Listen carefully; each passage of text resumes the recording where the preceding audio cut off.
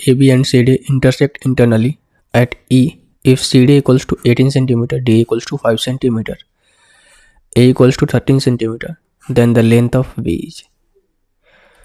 Now देखिएगा यहाँ पर ये एक सर्कल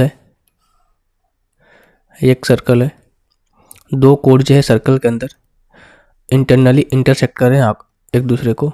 एक कोड ये हो गया, दूसरा कोड ये हो गया, A और B, दूसरा हो गया ये आपका C और D। जिस पॉइंट पर इंटरसेक्ट कर रहे हैं वो पॉइंट है आपका E। अब यहाँ से कुछ इनकी वैल्यू दे रखी है, यानी कि CD ये पूरे के पूरे लेंथ दे रखा है इन्होंने कितना 18 सेंटीमीटर। D और यहाँ से लेकर इस पॉइंट से लेकर इस पॉइंट की लेंथ हमें दे रखी है कितनी, ये दे रखा है 5 सेंटीमीटर। उसी तरीके से A और यहाँ से लेकर इस पॉइंट की लेंथ हमें दे रखी है कितनी भाई 13 सेंटीमीटर।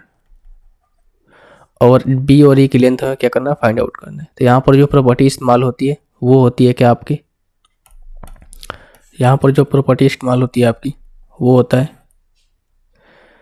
देखो D और E मल्टीप्लाई E और C बराबर B और E multiply E into A। तो ये प्रॉपर्टी आपको क्या करना है, याद रखना है, ठीक है भाई। तब यहाँ से देखिए DE कितना है आपका 5 सेंटीमीटर है, EC कितना हो जाएगा, अगर DE आपका 5 सेंटीमीटर है, D अगर 5 सेंटीमीटर है तो EC कितना हो जाएगा भाई, टोटल CD का लेंथ कितना है 18 सेंटीमीटर। तो D 5 सेंटीमीटर है तो EC कितना होगा 18 माइनस 5 करेंगे 13 सेंटीमीटर। B कितना हो जाएगा आपका, B तो फाइंड आउट करना है ना, B के बाद क्या है E कितना दे रखा है इन्होंने, A दे रखा है 13 सेंटीमीटर। अब ध्यान से देखिएगा 13 से ये 13 कट जाएगा तो B की वैल्यू कितनी आ गई आपकी 5 सेंटीमीटर। तो यही आपसे पूछा गया था B का लेंथ कितना हो जाएगा 5 सेंटीमीटर, ऑप्शन नंबर A। जो मेन यहाँ पर काम है ना, आपको इस प्रॉपर्टी को आपको याद रखना है।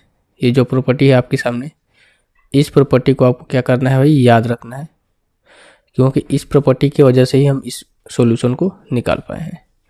तो उम्मीद है कि आपको ये क्वेश्चन समझ में आ गया होगा।